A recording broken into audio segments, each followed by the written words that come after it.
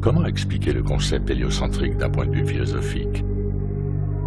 Eh bien, c'est très simple.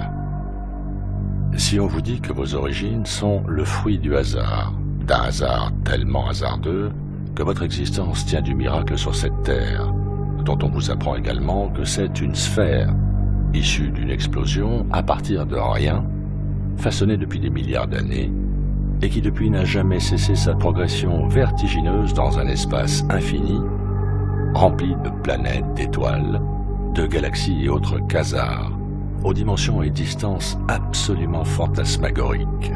Eh bien, tout ceci, c'est plutôt incertain. On a l'impression que tout ne tient qu'à un fil.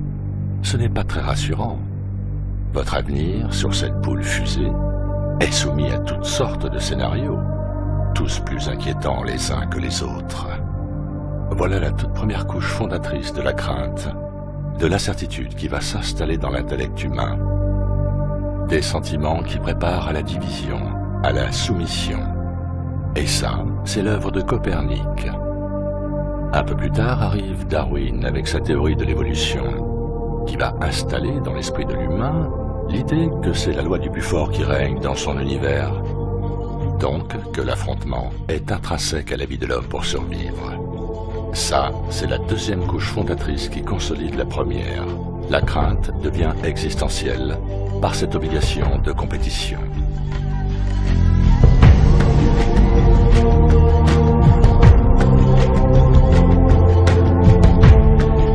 À partir de là, les prérequis d'une psyché humaine plus facilement contrôlable et manipulable sont maintenant en place pour accepter et idolâtrer l'autorité, qu'elle soit scientifique ou politique.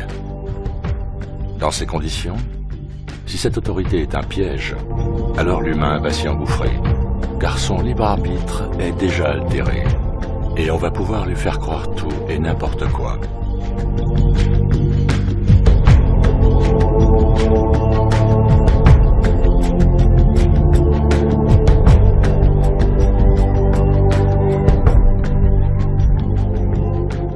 Mais pourquoi faire ça à l'humain? Pourquoi lui mentir à ce point? Parce que ceux qui contrôlent notre univers ne sont pas humains. Ils en ont l'apparence, mais ils en ont perdu l'esprit.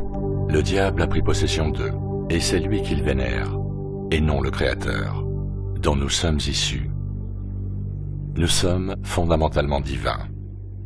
Et cette divinité en nous, le diable nous l'a masquée, en pratiquant un de ses jeux favoris, l'inversion. D'une terre plane, on passe à une terre sphérique. De l'homme créature divine, on passe à l'homme qui descend du singe. Et depuis lors, ce jeu n'a cessé d'exister. Regardez autour de vous. Regardez bien. À votre avis, c'est le bien ou c'est le mal qui domine notre monde?